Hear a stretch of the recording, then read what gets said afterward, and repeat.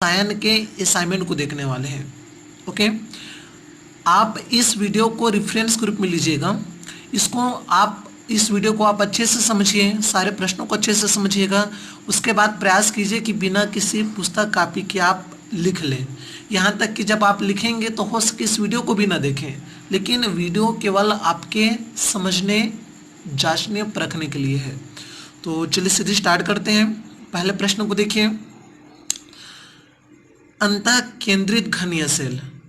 तो एक अंतः केंद्रित घनीय सेल में क्या होता है कि इनमें एटॉमिक कोनों के साथ साथ उनके केंद्र या अंतः केंद्र में भी स्थित होता है। इसको इंग्लिश में बॉडी सेंट्रेड क्यूबिक सेल भी कहा जाता है, मतलब बीसीसी भी कहा जाता है। जैसे इस चित्र में देखिए तो अच्छे से समझिएगा, यहाँ पर कोनों में भी है जो एटॉमिक है वो, और साथ में इनके अंतः केंद्र में भी पाया जा रहा है। यदि इनमें हम परमाणुओं की संख्या देखें तो देखिए 8 कोनों में यहाँ पर 8 एटॉमिक पाया जा रहा है, और साथ में यहाँ पर एक अंतः केंद्र में भी पाया जा रहा है। तो 8 और 8 आपस में कट जाएगा, तो यहाँ पे देखिए कितना आ जाएगा, 1 और 1 यहाँ पे आ जाएगा 2। अब इसमें नेक्स्ट देखिए फलक केंद्रित घनीय सेल। तो इसे हम लोग एफसीसी भी कहते हैं, फेस सेंट्रेड क्यूबिक सेल भी कहा जाता है इंग्लिश में।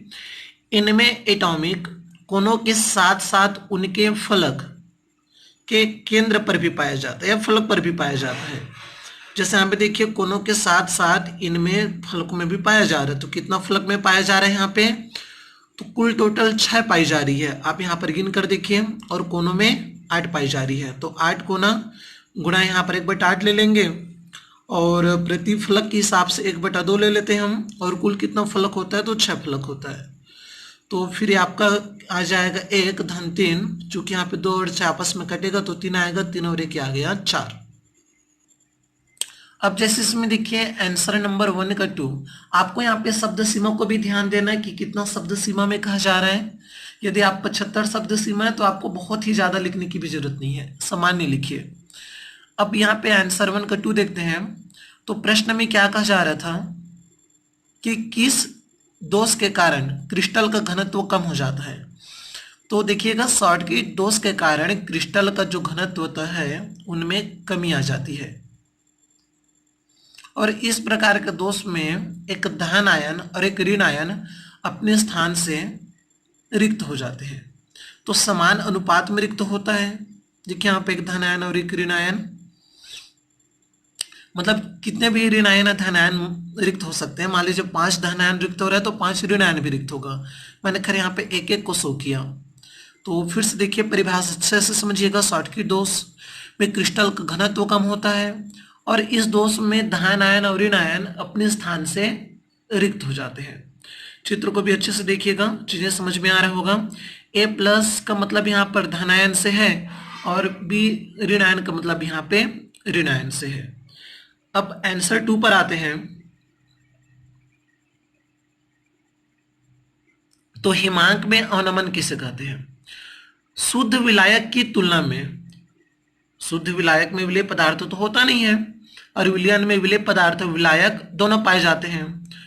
तो शुद्ध विलयन की तुलना में, शुद्ध विलायक की तुलना में विलयन की हिमांक में कमी पाई जाती है, जिसे हिमांक में अवनमन कहते हैं। अवनमन का तात्पर्य कमी होना, ठीक है। अवनमन का तात्पर्य क्या होता है? कमी होना। जब विलायक में अवाष्पशील विलेय को मिला देते हैं, कौन से विलेय को मिलाया जा रहा है यहाँ पे? अवाष्पशील विलेय, जिसका वाष्प नहीं बनता, तब वाष्प दाब में कमी हो जाती है, याद रखिएगा। चलिए यहाँ पे नेक्स्ट देखिए, माना कि TF0 शुद्ध विलायक का हिमांक ताप है या हिमांक मान है, और TF विलयन का हिमांक मान है। तब यहाँ पर हिमांक में कमी का सूत्र क्या होगा? तो कमी को या परिवर्तन को हम लोग यहाँ पे डेल TF से दर्शाते हैं। तो TF0 ऊपर में जो पॉइंट है उसको हम लोग नॉट से डिनोट करते हैं, माइनस TF, और यहाँ पर डेल किसका संकेत है? देखिए यह परिवर्तन का संकेत है। हम जानते हैं कि हिमांक में अवनमन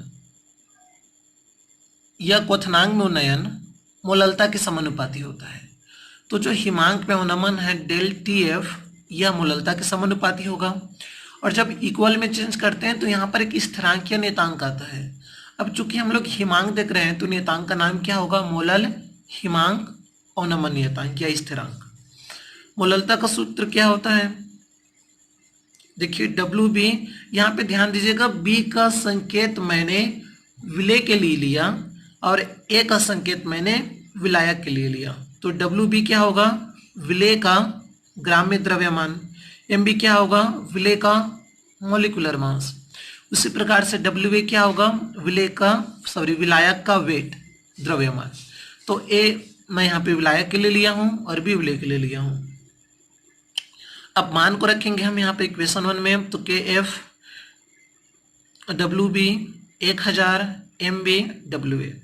मान निकालना है यहाँ पर मॉलिक्यूलर मास एम बी का, तो यहाँ पे डेल टी एफ और एम बी को एक बार सॉल्व कर लेते हैं। तो यहाँ पे एम बी का वैल्यू क्या आ जाएगा, जब इन दोनों को चेंज करेंगे तो इन दोनों को हम लोग इंटरचेंज कर देते हैं, मतलब म्यूचुअल ट्रांसफर कर दें। डेल टी एफ के जगह पर एम बी चला जाएगा और एम बी की जगह पर डेल टी एफ चला जाएगा, मतलब म्यूचुअल ट्रांसफर, एक दूसरे का जगह बदल देना। तो एम बी का मान क्या आया, के एफ डब्ल्यू बी 1000 बटा डेल टी एफ और डब्ल्यू ए। जहां संकेत को समझिएगा, देखिए लिखना अलग होता है, चीजों को समझना अलग होता है। असाइनमेंट इसलिए ली जा रही है ताकि आप चीजों को अच्छे से समझिए, असाइनमेंट के बहाने से हम तैयारी करें। तो इसलिए ऐसा छापने के बजाय अच्छे से वीडियो को देख के समझिए, 2-3 बार रिपीट कीजिए, फिर बिना देखे, न पुस्तक कॉपी न कुंजी कुछ नहीं, यहाँ तक वीडियो भी नहीं है, फिर नोट कीजिएगा। तो यहाँ पर एम बी है विलय का मॉलिक्यूलर मास, के एफ है मोलल हिमांक स्थिरांक, ओके। डब्ल्यू बी है विलय का ग्राम्य द्रव्यमान 1000, तो आप जानते ही हैं। डेल टी एफ का मतलब है हिमांक में अवनमन, कमी होना, परिवर्तन होना, और डब्ल्यू का मतलब है विलायक का ग्राम्य द्रव्यमान। अब बात करते हैं आंसर 3 का 1। क्वेश्चन में क्या कहा जा रहा है, देखिए कि बेंजीन का द्रव्यमान हमने यहाँ पे 30% लेकर चला, तो जिसकी मात्रा कम होती है उसे हम लोग विलय कहते हैं, और विलय को मैं यहाँ पे बी से डिनोट कर रहा हूँ। तो इसका मॉलिक्यूलर मास कितना आएगा बेंजीन का, C6H6। सी मतलब 12 छके 72 हो जाएगा, और अगर हाइड्रोजन का एक होता है 6 कम 6, 72 6 आ जाएगा आपका 78। तो बेंजीन का मॉलिक्यूलर मास आ गया 78। अब देखते हैं यहाँ पर कार्बन टेट्राक्लोराइड का द्रव्यमान। तो एक चीज को समझिएगा, बेंजीन का चूंकि 30 है, कुल टोटल हम लोग द्रव्यमान 100 लेते हैं, तो इससे कार्बन टेट्राक्लोराइड का द्रव्यमान 70 हो जाएगा। 100 में हम 30 को घटाएंगे, तब इसको मैंने विलायक मान लिया क्योंकि ज्यादा मात्रा में है। तो अभी इसका मॉलिक्यूलर मास निकालेंगे तो क्लोरीन का होता है लगभग 35.456 के आसपास होता है, और कार्बन का तो जानते हैं 12 होता है। तो लगभग इसको हल करने पर ये 154 आएगा। 154 कैसे आता है, आप यहाँ पर क्लोरीन का जैसे ऊपर में मैंने हल किया ना, क्लोरीन का निकालिएगा लगभग 35.45 को गुणा कीजिएगा 4 से, ठीक है। तो लगभग ये आपका 142 के आसपास आएगा, और कार्बन के यहाँ पर 12 होता है, तो 142 और 12 आपका हो जाएगा 154, ठीक, ओके। अब देखिए बेंजीन का मोल, अब हम बेंजीन का मोल निकाल लें तो द्रव्यमान ग्राम्य द्रव्यमान बटा उसका मॉलिक्यूलर मास ले लेंगे हम, तो डब्ल्यू बी बटा एम बी करके आ जाएगा। डब्ल्यू बी का मान 30 है यहाँ पे, और एम बी का मान मतलब कि बेंजीन का मॉलिक्यूलर मास 78 है। तो जब इसको हल करेंगे तो आपका आ जाएगा 0.38। मैंने लिख दिया ताकि ज़्यादा लंबा वीडियो ना जाए करके। कार्बन टेट्राक्लोराइड का मोल निकाल लें तो डब्ल्यू या पाने में, चूंकि इसको मैंने विलायक मान लिया, ज़्यादा मात्रा है, तो अभी आपका आ जाएगा 70/154, ठीक है। इसको हल करने पर आपका आ रहा है 0.45। आप हल करके देखिए, मान लो कि हो सके मेरे से गलत हो जाए, तो आप एक बार हल करके देखिए, जरूरी नहीं कि मेरे से भी चीज़ें सही हो जाए, तो ट्राई कीजिएगा, बाकी सही है वैसे। अब देखिए बेंजीन का मोल प्रभाष निकालेंगे, या इसी को मोल अंश भी कहते हैं, तो आपका आ जाएगा NB बटा Na प्लस NB। अब NB का मान यहाँ पे 0.38 है, Na का मान 0.38 है, NB का मान 0.45। तो हम लोग प्रत्येक का मान यहाँ पे रख देंगे। तो हमने यहाँ पे प्रत्येक का मान रखा, देखिए ध्यान से,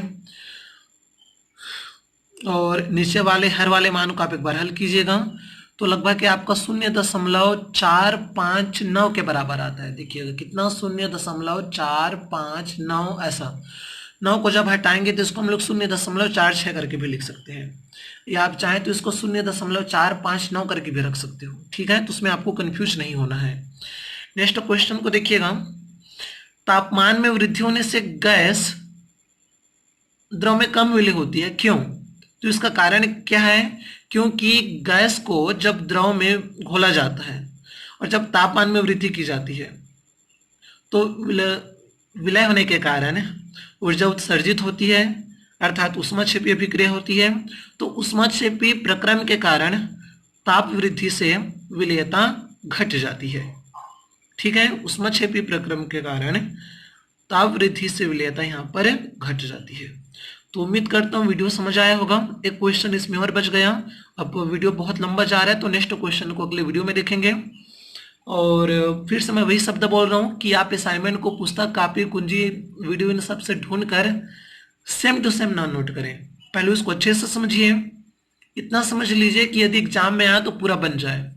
ओके, कुछ डाउट हो तो बिल्कुल कमेंट कीजिएगा। Thank you.